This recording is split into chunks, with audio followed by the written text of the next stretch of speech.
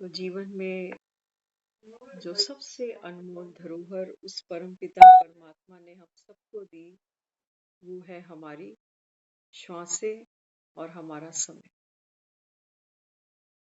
ये वो धरोहर है जो दुनिया में देख रहे हो ना, दिवाली अब आने वाली है, सब एक दूसरे को उपहार देंगे,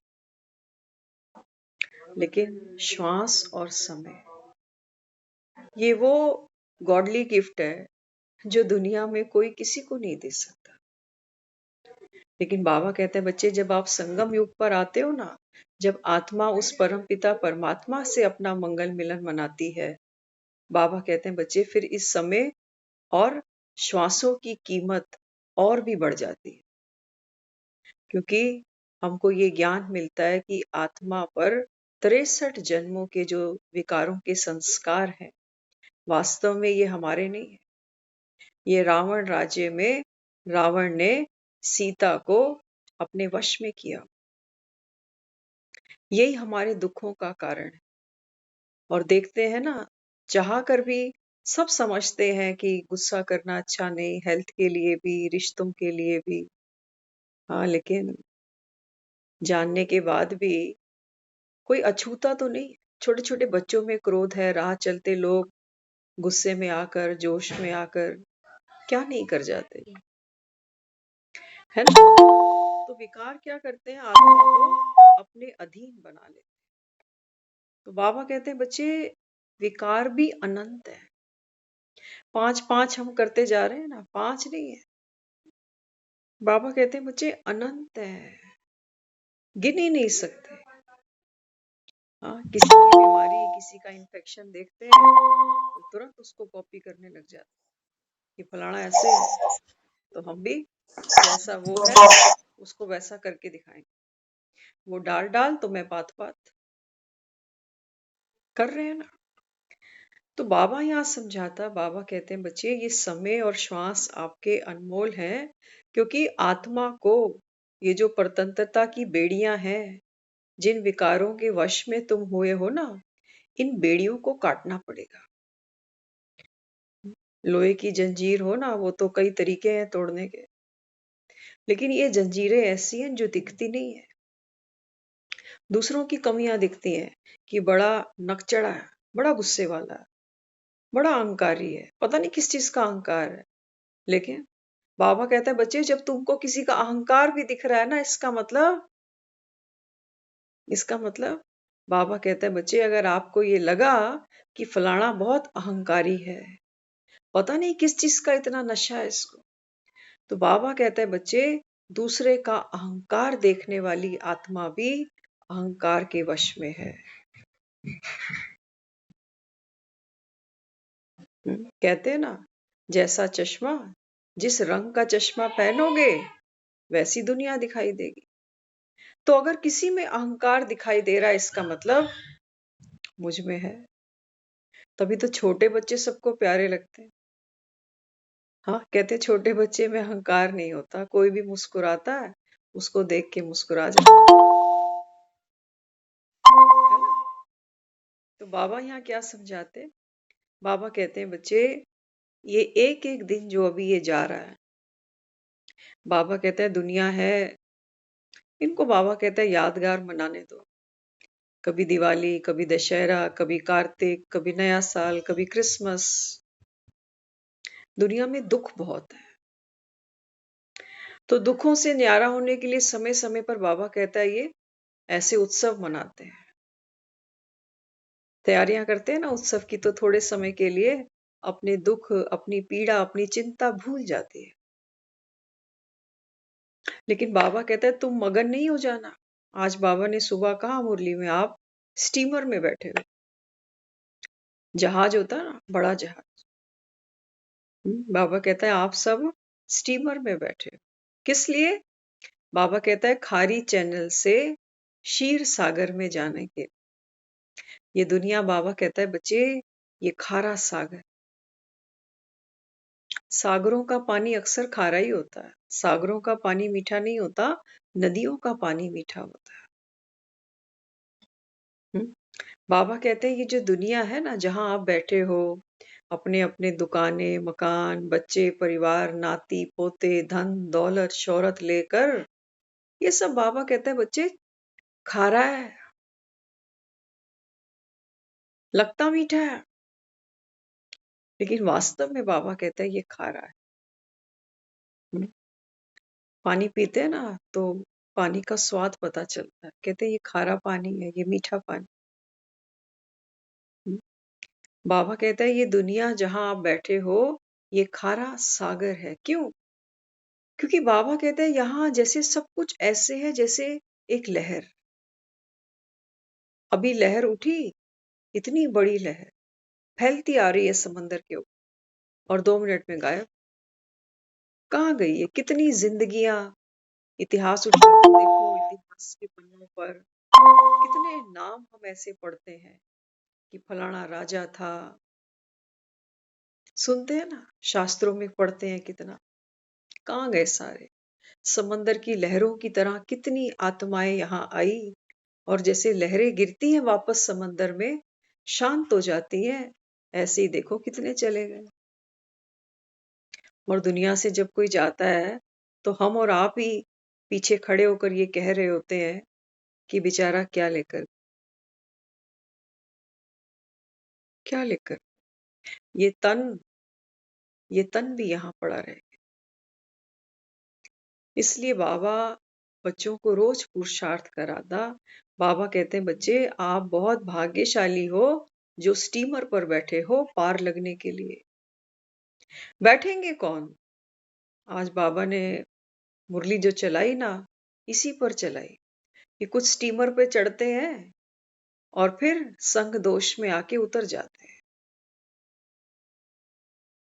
हम्म, चढ़ते क्यों है? चढ़ते इसलिए क्योंकि दुनिया में दुख का जो एक प्रभाव है वो हर आत्मा पे चढ़ता है। दुख से हर आत्मा दुख पाती है ना? तो दुखी होकर फिर क्या ढूंढते हैं, भटकते हैं इधर से उधर, उधर से इधर। तो सोचते हैं कि चलो कोई हमें सपोर्ट मिले, कोई सहयोग मिले। तो कभी पंडितों के पास जाते हैं, कभी मंदिरों में जाते हैं, कभी कोई व्रत उपवास करते हैं, क्या क्या करते हैं। तो बाबा कहते देखो दुखी तो हर आत्मा होती है, लेकिन दुख के अंदर भी एक जादू है। कौन सा जादू है वो भी हम सब जानते हैं। दुख जब आता है ना, दुख की भी एक आयु होती है। कुछ दुख आते हैं कुछ मिनटों के लिए, कुछ आते हैं कुछ घंटों के लिए, कुछ हफ्तों के लिए, कुछ महीनों के लिए, कुछ सालों के लिए। सोचो हम रास्ते से चलते जा रहे हैं, किसी से ठोकर लग गई, है ना? कुछ सामान नीचे गिर गया, मिनट की बात थी। थोड़ा सा मन डिस्टर्ब हुआ, हो सकता है किसी सामान का भी नुकसान हुआ, दो भली बुरी कह दी, खत्म हो गई बात। मिनटों की बात थी। कुछ बात दिनों पे चली जाती है कि सोचो मुझे बुखार ही हो गया, कोई वायरल ही हो गया, तो 5-7 दिन दुख का अनुभव किया। कोई और थोड़ी बड़ी मेजर प्रॉब्लम आ गई, हाँ, किसी का हाथ, किसी का पाँव टूट गया और प्लास्टर चढ़ा के महीने पे घर ही बैठा हुआ है। लेकिन प्लास्टर उतर जाएगा, हड्डी वापस जुड़ जाएगी। तो महीने का दुख था खत्म हो गया। किसी को पैसे का कोई धोखा हुआ, देखते हो ना, नई नई चोट ज्यादा परेशान करती, बार बार ध्यान वहीं जाता क्योंकि ताजा जख्म। लेकिन वही जख्म धीरे धीरे धीरे समय के साथ भर जाते। हमने गाने बड़े अच्छे बनाए हैं दुनिया में। दुनिया में कितना गम है, मेरा गम कितना कम है। औरों का गम देखा तो मैं अपना गम भूल गई। मतलब आज मुझे अपना गम हल्का करने के लिए मन को ये तसल्ली देनी पड़ती है कि देख दुनिया ना, मन मेरे से भी ज्यादा दुखी पड़ी हुई है। मैं भाग्यशाली हूँ, कम दुखी हूँ। दुनिया ज्यादा दुखी है। तो हमने जब तराजू में दोनों को रखा, एक दुनिया को और एक अपने को, तो अपना पलड़ा हमने हल्का पाया कि ठीक है कोई बात नहीं। दुनिया से तो कम ही है। दुनिया को देखो, कोई फुटपाथ पे पड़ा है, कोई बीमार है तो लाचार, दवाई के पैसे नहीं, कोई देखने वाला नहीं। उनसे तो अच्छा हूँ। तो हमने खुद को संभाल लिया, है ना? दुख सबको फेस होता है। कोई दुनिया से चला ही गया, हमारा बहुत प्यारा, हमारा कोई अजीज।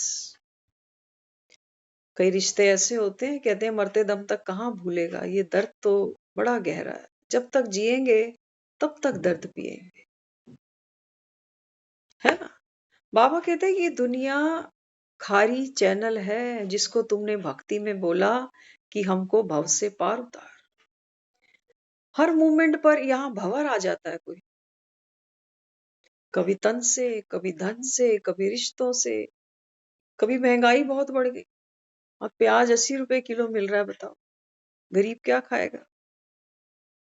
बाबा कहते हैं परीक्षाएं आएंगी जीवन, भ्रष्टाचार भी होगा, महंगाई भी होगी, बेरोजगारी भी होगी, फेमन भी होगा, अकाल पड़ेगा, नेचुरल क्लैमिटीज आएंगी, धोखाधड़ी होगी, रिश्तों में खिटपिट होगी। भाई भाई तो छोड़ो, आज माँ बाप बच्चों को नहीं देखना चाहते क्योंकि इतने दुखी है। बाबा कहते हैं ये कलयुग है, इसको चख रहे हो ना, ये खारा पानी है। खारा पानी नहीं चखोगे तो बाबा कहता है फिर बाप की गोद में नहीं बैठोगे। स्टीमर बोल रहा है ना बाबा। हाँ, दुनिया में हमने कहा ना, नानक नाम जहाज है, चढ़े सो उतरे पार। बाबा कहते हैं बच्चे, इस सारी दुनिया को अभी पार उतारना, बाबा कहता है ये मेरी जिम्मेवारी है। और सोचो, भगवान अगर अपनी जिम्मेवारी से मुकर जाए, हमें भरोसे नहीं आते हैं जल्दी, सचमुच पूछो तो। यहाँ बैठते तो हो, लेकिन अपने दिल से पूछना, अंतरात्मा आपको जवाब देगी। क्या मुझे वाकई भरोसा है कि भगवान आया होगा, ऐसे मोबाइल पर बैठकर क्लास कराता होगा? कभी सुना नहीं किसी शास्त्र में कि ऐसे व्हाट्सएप पर कोई लिंक भेजेगा और भगवान कहेगा कि मैं तुमको पार उतारने आ गया। इतना आसानी से मिल जाता है, बिना मंदिर की लाइनें लगे, बिना चप्पलें उतारे, बिना हाथ में थाल सजाए, ऐसे मिल जाता है घर में। हम ही कहते थे ना, मन सच्चा टोती में गंगा। हम ही कहते थे कि सारे तीर्थ धाम आपके चरणों में। माँ बाप के चरणों में कहते हैं सारे तीर्थ धाम है। लेकिन फिर भी देखो, सब घरों में माँ बाप हैं और फिर भी दुनिया तीर्थों पर जा रही है।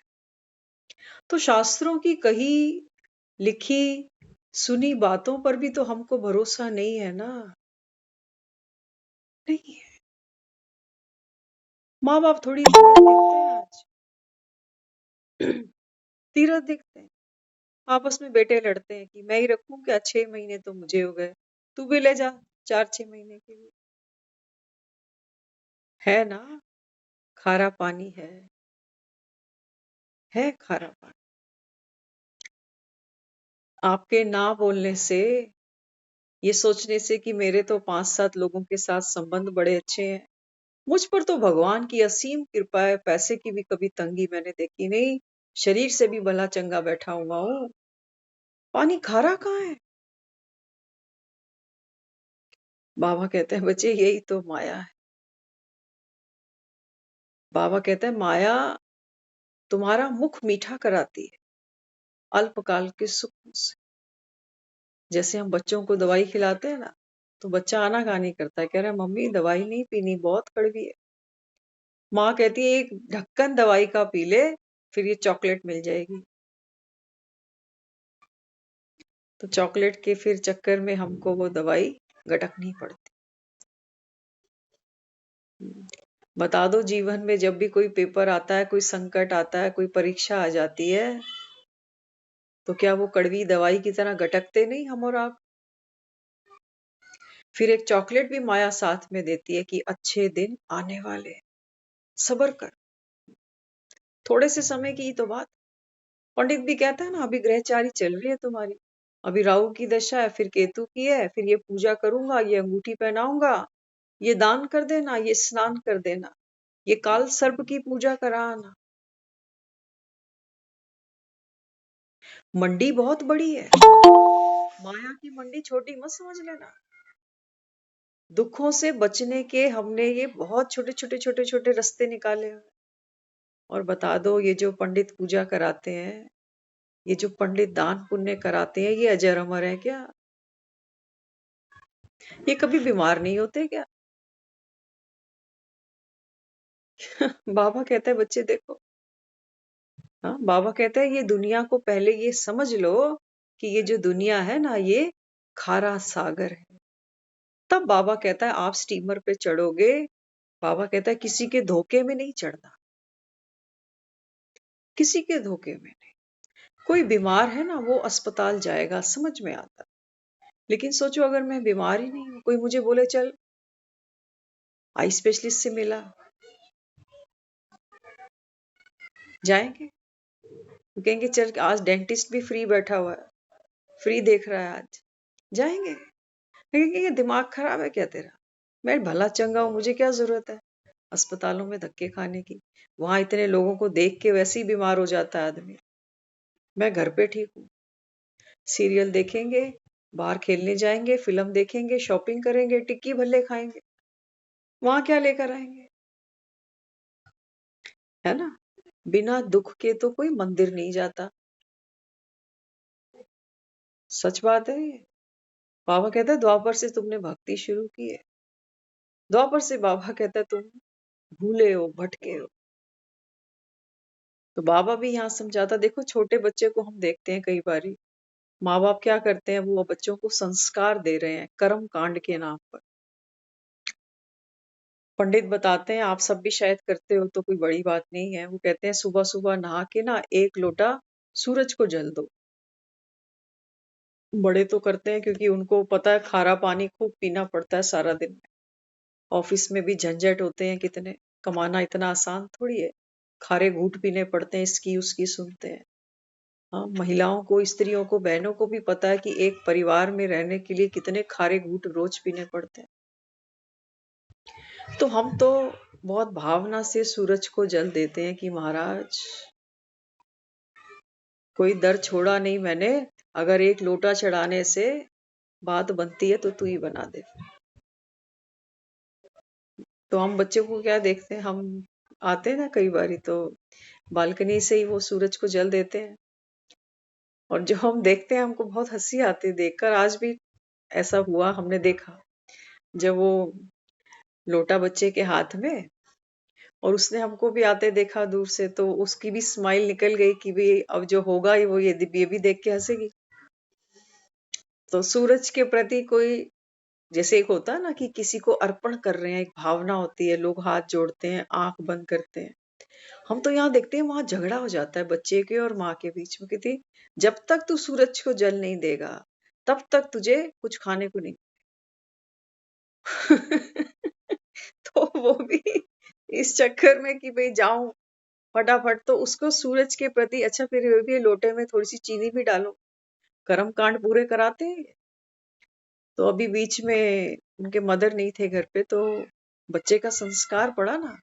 अब माँ तो है नहीं घर पे, तो हमारे पास आके उन्होंने बोला कि लोटे में जल, जल तो जल जल, मुझे समझ में नहीं, मैंने कहा ये जेल जेल क्या हो रहा है, कि कौन सी जेल, कौन सी जेल, ये जेल नहीं, जल जल। मैं क्या करना है जल को?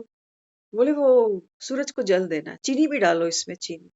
तो चीनी तो थोड़ी सी डालते हैं, उसने तो भर के डाल दी उसके अंदर, जैसे चाय बनानी थी उसको। अच्छा फिर उसका जो स्टाइल होता है ना लोटा चढ़ाने का, वो ये कि लोटा ऐसे हाथ में है, और वो देख यहाँ वहां रहा होगा कहीं, किसी कुत्ते को, किसी बिल्ली को, किसी आते जाते को, किसी के साथ कोई कमेंट, और ये लोटा धड़क करके मारा, लोटा भी नीचे। सूरज से तो कोई मतलब ही नहीं उसको कि कहाँ है कहाँ नहीं है। तो हम अपने बच्चों को संस्कारों के नाम पर ये कर्म कांड सिखा रहे। भक्ति माना, बाबा कहता है बच्चे भक्ति भी तुम्हारा खारा सागर, करते जाते हो करते जाते हो। बाबा कहते हैं कोई सीमा है भक्ति की?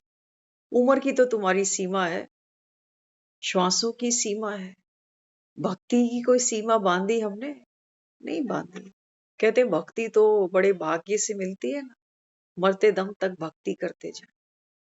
क्योंकि आत्मा दुखी है, उसको पता है कि अंत समय तक भक्ति करना माना व्यर्थ से बच जाना, पर चिंतन से बच जाना, प्रभु चिंतन में लग जाना। तो वो कहते हैं अगला जन्म अच्छा हो जाएगा। कि बाबा कहता है बच्चे प्रभु कौन है लगता है तुम्हारा? प्रभु से क्या मिलता है तुम्हें, कब मिलता है, तुम कुछ नहीं जानते।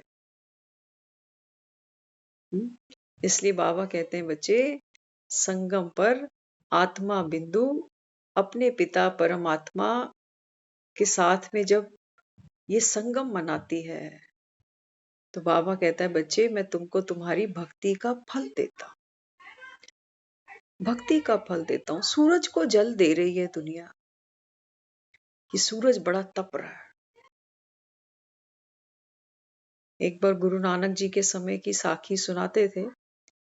कहते थे गुरु नानक जी भी बहुत प्रचार करते थे क्योंकि उनके भी जीवन में उस निराकार का परिचय उन्होंने समझा कि वो जो निराकार है वो एक ही ओंकार है, वो सतनाम है, वो कर्ता पुरख है, वो निरपौ है, निर्वैर है, अकाल है, अजूनी है, सैंभंग है, गुरु प्रसाद है। बिना उसकी कृपा के उसको कोई मिल नहीं सकता। इसको कहते हैं गुरु प्रसाद। हमने तो कहाँ कहाँ नहीं ढूंढा होगा उसको। लेकिन बाबा कहता है बच्चे जब तक मैं ना स्वयं आऊं तब तक बाबा कहता है मुझे कोई ढूंढ नहीं सकता। हाँ, तो गुरु नानक जी के समय में क्या बताते, कहते हैं गुरु नानक जी गांव गांव नगर नगर जाते थे। तो एक बारी दिखाया वो किसी घाट पर थे, तो जो घाट में जो पुजारी थे वो स्नान कर रहे थे। तो स्नान करते हुए उसने वो लोटा जल का भरा और सूरज को दिया। अपना गुरु नानक जी ये देख रहे हैं। तो जब देखा उन्होंने तो वो समझ गए कि वे ये जो है भक्ति से भरकर सूरज को जल दे रहे हैं। तो जब वो स्नान करके पंडित जी बाहर आए ना, तो उन्होंने क्या किया, वही लोटा वहां से भरा और थोड़ा सा एक फ्लांग आगे करके उस लोटे को गिरा दिया कि ये पानी मेरे खेत में चला जाए, मेरे खेत में जाए, मेरे खेत में जाए। तो वो जो पंडित जी थे वो कहने लगे अरे मूर्ख ये क्या कर रहा था, कहाँ है तेरा खेत? बोला खेत तो मेरा इतने कोस किलोमीटर दूर है। तो कहते हैं यहाँ तेरा लोटा डालने से क्या तेरे खेत में पानी चला जाएगा? गुरु नानक जी ने पूछा कि मेरा जो खेत है वो तो यहाँ से कुछ कोस दूर है, और सूरज ये कितनी दूर है। जब आपका एक लोटा सूरज के पास पहुंच रहा है तो मेरा ये फिर खेत तक क्यों नहीं जाएगा? तो संतों ने ऐसे प्रश्न कई बार उठाए हैं, हमने ये सब सुना भी है। लेकिन वो संत क्या समझाना चाहते हैं? वो ये समझाना चाहते हैं कि वास्तव में ये लोटा कौन सा भरना है, बुद्धि रूपी लोटा है, ये खाली है हमारे। इसको हमने भर लिया कि हम बहुत भक्ति से और ज्ञान से शास्त्रों से भरे पड़े। बाबा कहते हैं बच्चे बुद्धि का लोटा है ना, इसको ज्ञान से भरो, सच्चे ज्ञान से, जो स्वयं भगवान अपने मुख से सुनाता है संगम युग पर।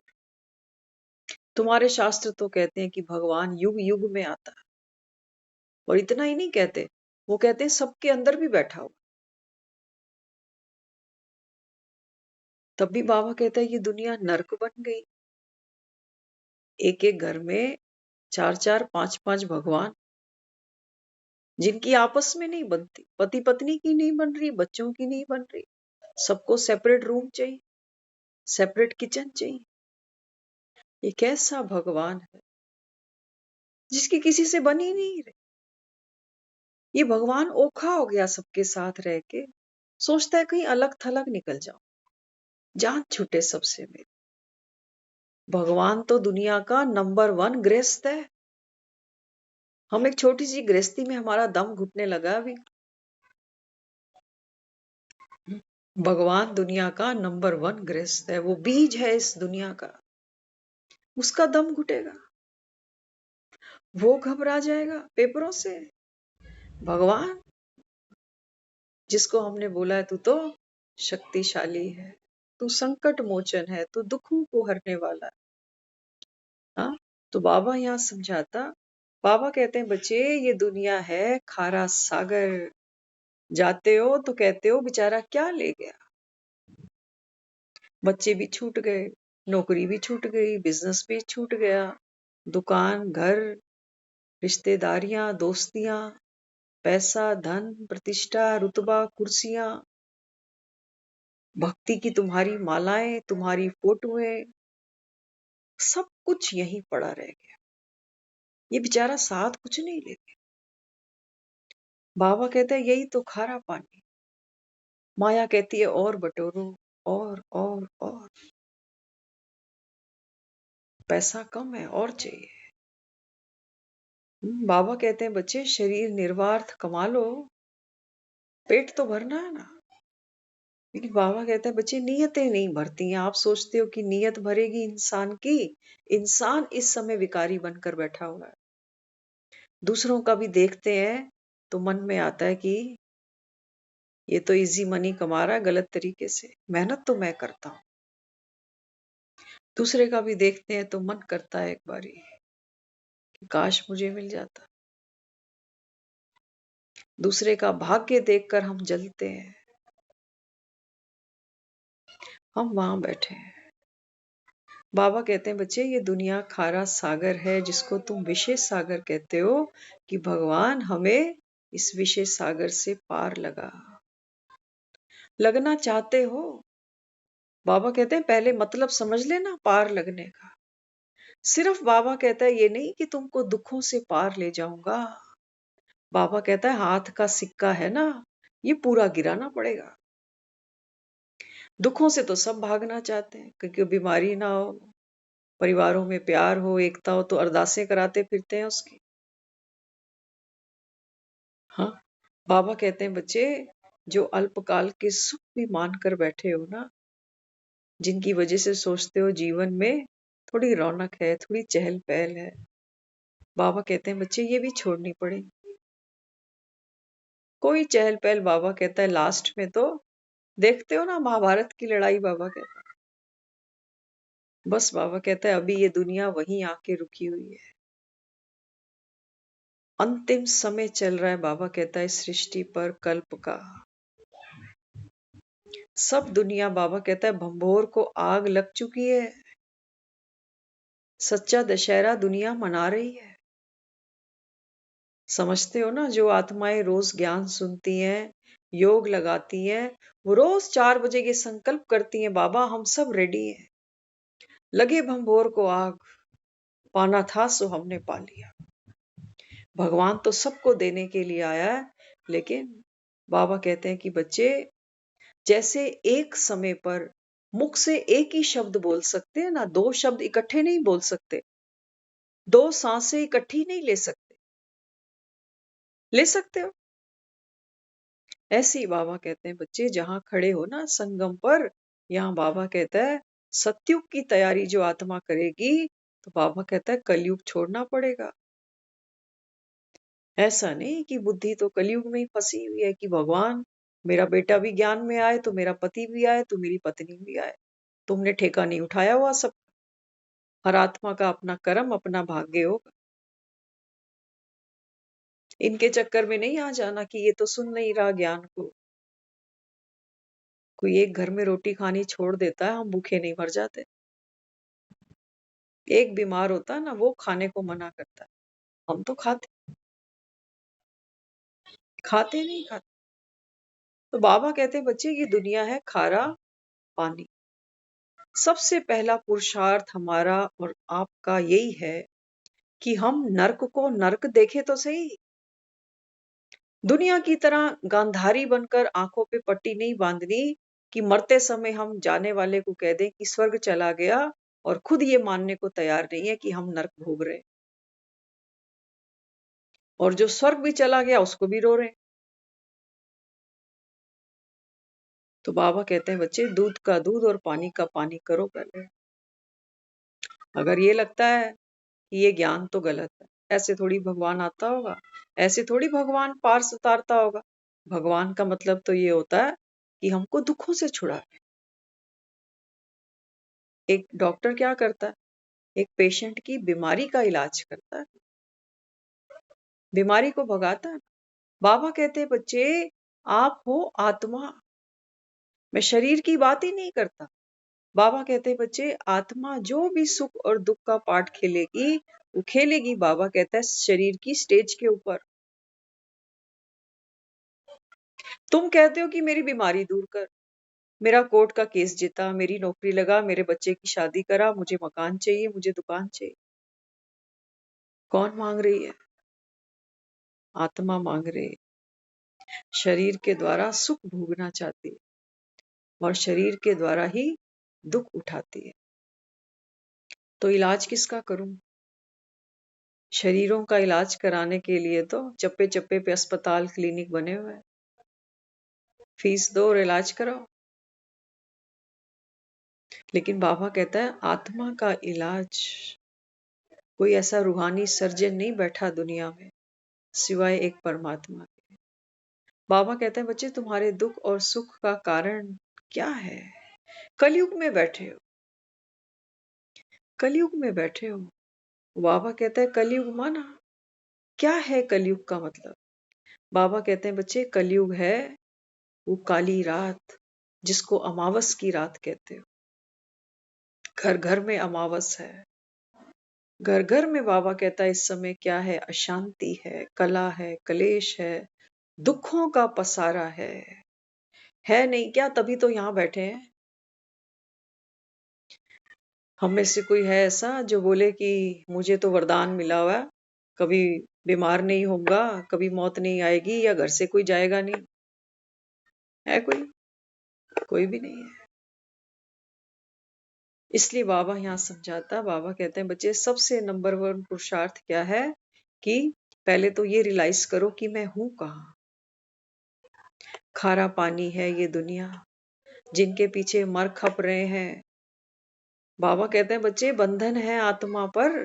बाबा कहते हैं चुप तू करो, न्यारे हो जाओ। नाव होती है ना, नाव पानी के ऊपर चलती है, लेकिन पानी से देखो कितनी न्यारी है। एक बूंद भी पानी की नाव में नहीं है। और हम इस खारे पानी में गोते खा रहे हैं। हमें न्यारा होना आता ही नहीं। दुखी के साथ हम महादुखी। इस नाव में पता नहीं कितने छेद। हाँ, हमारा जीवन भी जैसे खारा बन चुका। तो इसलिए बाबा कहता है बच्चे अभी स्टीमर की गोद में आ जाओ। बाबा कहता है मैं तुम्हें हर दुख से, हर चिंता से, बाबा कहता है मुक्त कर दूंगा। और सिर्फ झूठी तसल्ली नहीं है, अनुभव की अथॉरिटी बाबा कहता है तुम बच्चों के पास है।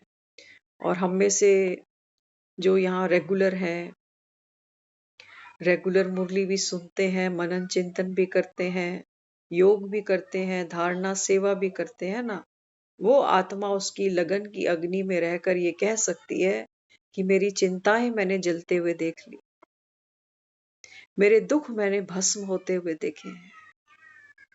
देखो बिना पुरुषार्थ के रोटी भी बनाते हैं ना, तो पुराने समय में तो लोग चूल्हे पे रोटियां बनाते थे, लकड़ियां काट कर लकड़ियों को जलाना पड़ता था। पेट भरने के लिए रोटी बनाने की मेहनत करनी पड़ती, वो हम आज भी कर रहे हैं, भले ही चूल्हे नहीं है। आत्मा सिर्फ एक कान से सुनकर ज्ञान को दूसरे कान से निकाल दे, कोई जिंदगी भर कुकिंग क्लास सुनता ही रह जाए कि पहले आटा लेना है, फिर आटे को गूंदना है, फिर ऐसे रोटी बनानी है, फिर ऐसे सब्जी काटनी है।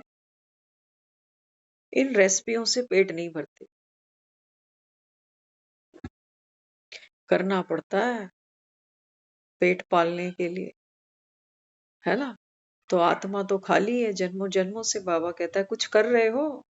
फिर बाबा कहता है मुझे दोष मत देना कि ये बोलते तो थे कि भगवान आया हुआ है, हमें तो पल्ले कुछ नहीं पड़ा, मेरी तो झोली खाली ही रहेगी। बाबा कहते हैं बच्चे करो और पाओ। विधि बाबा कहता है मेरी और सिद्धि तुम्हारी। तुम डायरेक्ट सिद्धि मांगो, हमने तो भगवान को ऐसे ही बोला ना, तू कर दे, तू कर दे। देखो क्या हुआ, कृष्ण जन्म दिखाया ना, तो दिखाया कृष्ण छोटा सा बच्चा है और वसुदेव उसको सर के ऊपर टोकरे पे रखकर जमुना जी पार करा। अब ये मत सोचना कि सारा काम तो बाप ही कर रहा है। बच्चे ने क्या किया है? बच्चे ने बहुत बड़ा काम किया है जी। बच्चे ने जन्म लिया है, पहले तो गर्भ में रहा है 9 महीने, उस जेल के अंदर यातना सही है उस बच्चे ने, वो तप किया है उसने उस गर्भ के अंदर। और फिर बच्चा बालक बना, बालक बुद्धि, कि सब कुछ मैंने तो सौंप दिया बाप को। बाबा ने कहा ना, तुम्हारा बाप समर्थ है, फिर ऐसे बाप का हाथ क्यों छोड़ देते? तो बालक बनना माना समर्पित कर दे, कि तू मारे या तू जिलाए। हमने तो अपना जो सर है ये माथा झुका दिया तेरी श्रीमत के ऊपर। तो इसलिए बाबा यहाँ क्या समझाते? बाबा कहते हैं कि बच्चे आवाज मिल रही है ना आपको? हाँ जी। मेरी आवाज। हम्म हाँ जी।